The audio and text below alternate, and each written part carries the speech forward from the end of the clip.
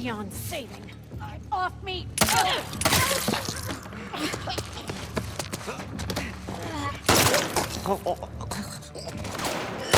Let go!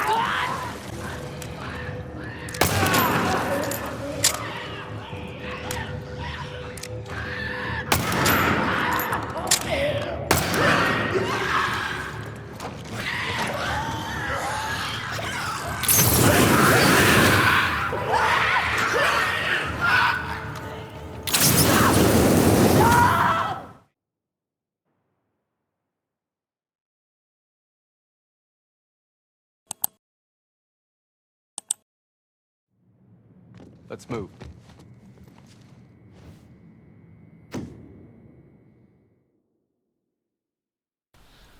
Hey guys, hope you're all doing well. Figured I'd talk today about Helsreach and why Helsreach is so good in the 40k setting.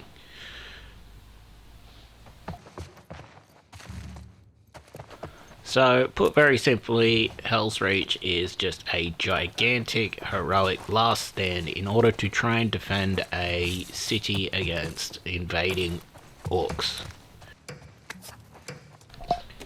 It has multiple instances of heroic self-sacrifice and last stands, ranging from the Air Force deliberately choosing to pick a fight with the orcs over their own airfields rather than the city, in order to minimize civilian casualties. It has the dock workers who don't really know how to fight, performing like a last stand to try and hold out against the orcs doing like an amphibious assault to infiltrate behind the line. Has a bunch of shit like that, right? A bunch of self-sacrifice. Even the main character Grimaldus being selected for the duty to basically conduct the whole last stand. Yeah. So, multiple instances of, brave self-sacrifice, and it's all just basically one huge last stand. And, that's admirable, because, heroic traits are always, good. But it's not just that makes it great. It sets up all of the sacrifices very well as well. Grimaldus himself was, part of a meritocratic martial tradition where the best are rewarded with leadership and that sort of deal. Leadership and responsibility. It's not corrupt. It's not based on power. His former mentor died, passing the mantle to him when he was like young and thought to be unproven.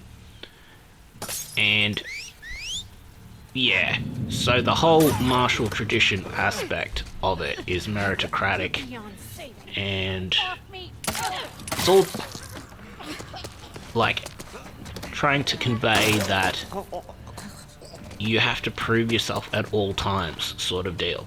Like it's very sort of different. Like it's a different world it sets up, where it is about duty, not about, you know, a power, abuse of power, all that sort of thing. Subverted power. Basically all of what current media is. All the subversion and corruption of power and all that sort of shit. So, it's not just a self-sacrifice story, it's a self-sacrifice story where the powers, the authorities in charge, are actual moral authorities as well. It's not like, you know, some grey sort of shit. It's not like some individual choosing to do it. There is like a duty and like a martial tradition there.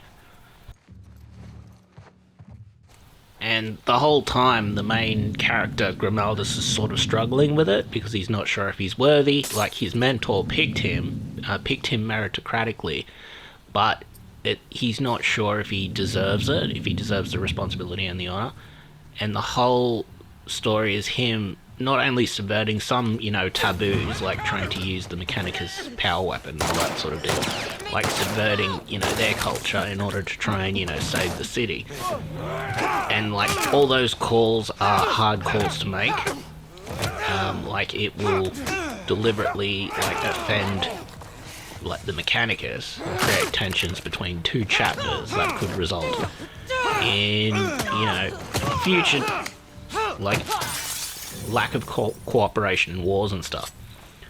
But he's like takes on the responsibility of those choices. He makes those calls himself, sort of deal.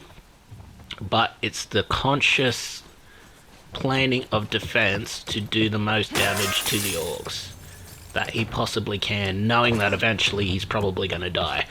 And like his whole last stand deal is in the Cathedral of the Emperor. So their version of sort of, you know, Christian value, right? The Emperor sacrificed himself for the Imperium, that sort of deal. So he's sort of like a Jesus Christ analog within the story. But it's not just that. Like, along the way, like, he starts to lose his men and starts to lose defenders of the city. And each one sort of is a reflection that, okay, yeah, this is how it's sort of going to end for him too. So it's like it's like a pretty brutal story. But, like, obviously he makes it all the way to the end and eventually survives. But he doesn't know that at the time, like, so it's sort of like a reflection of his incoming death, and that just sort of adds to the heroism of it, sort of deal. And obviously the tactics and stuff in it are more complex than, say, your traditional Last Stand, like Helm's Deep in Lord of the Rings or something like that. It's more complex. It's not that, it's not just there's a city besieged, cavalry does an attack from the rear and breaks the siege. It's not just that. There's like a bunch of different elements involved in it. Like, in order to bust the walls, the invaders need their siege weapons, which are like gargants, these big fucking robot things. And the orcs do try to bypass the defenders by infiltrating with a amphibious assault at the dock. Like, it's more complex than just your typical, okay, there's a wall, if they bust the wall we're all dead, sort of deal. It actually has, you know, some more complex military tactics in it. Even like the fight over like air superiority, where The Air Force basically decides to sort of sacrifice themselves in like a massive sort of suicidal attack to destroy the Orc air power, so the Orc air power won't be able to bomb the civilians. Like, all the military tactics in it are pretty sound. Like, that sort of deal. And, like, you can compare it to, like, direct military tactics. Say, like, the North Africa campaign, where, like, Australian and British troops made it their first priority to, like, attack airfields and, like, that sort of shit. In order to, you know, destroy Nazi air power. And, like, Italian air power. Like, that sort of deal. It's like a sound military tactic to try and gain air superiority. Once you have air superiority, their armor counts for a bit less because, you know, you can bomb their armor from the air. That sort of deal. All those sort of military tactics, like even like the infiltration behind the line with amphibious assault, that was obviously the Americans during D-Day, that was obviously the Japanese during, you know, the whole Pacific War theater. Like, they were trying to do shit like that, like amphibious assault, to infiltrate past the line and encircle and, you know, disrupt defenses and that sort of deal. Like, the whole military tactics behind it are sound, and that just makes the art better. But they've also incorporated, like, emotional character arcs into the art as well, in the form of self-sacrifice. Obviously, self-sacrifice is probably one of the best, you know, it's sort of cliche at this point, but it's one of the best character arcs you can have, in terms of just simple, like, raw power.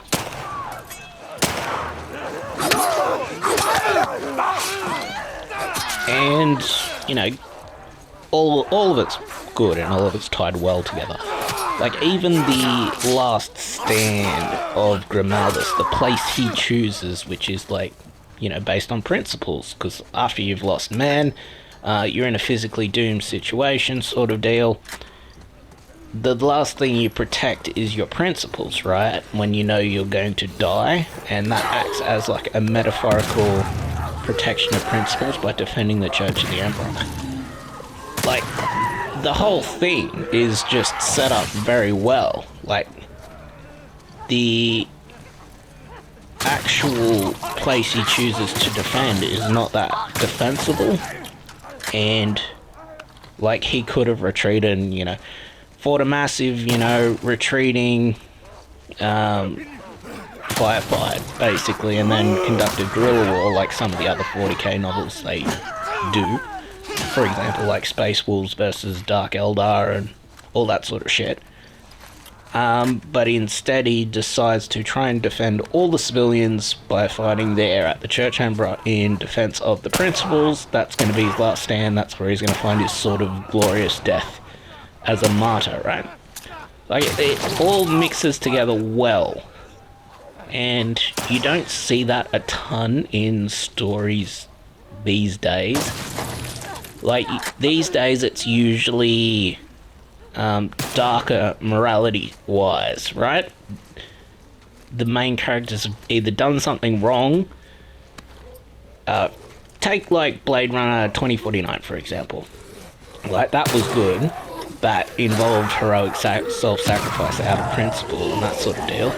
The principle, obviously, to prove that the androids had humanity all along, because the replicant Rachel managed to have a kid with Deckard, and they're not all that different, right, in terms of soul and that sort of deal, even though they're artificially created.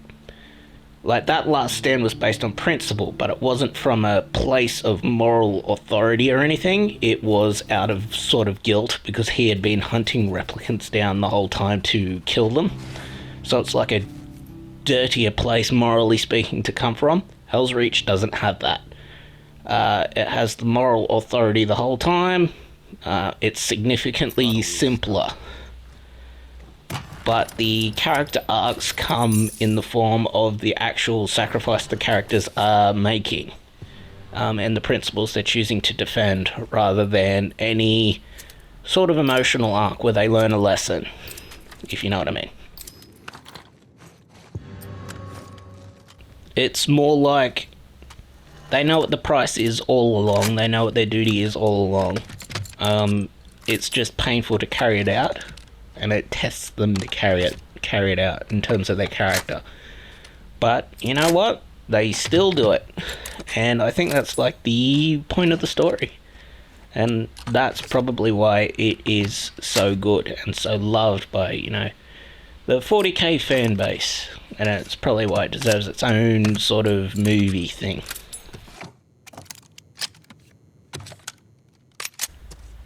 Oh, and obviously the end line where the moral authority Grimaldus, he reluctantly claims to be the hero of Helsreach, and then he says, as if there was only one, acknowledging all the other self-sacrifices of the battle and all the civilians that died, etc., etc. So you've also got the moral authority at the end acknowledging all of the sacrifice, like, properly.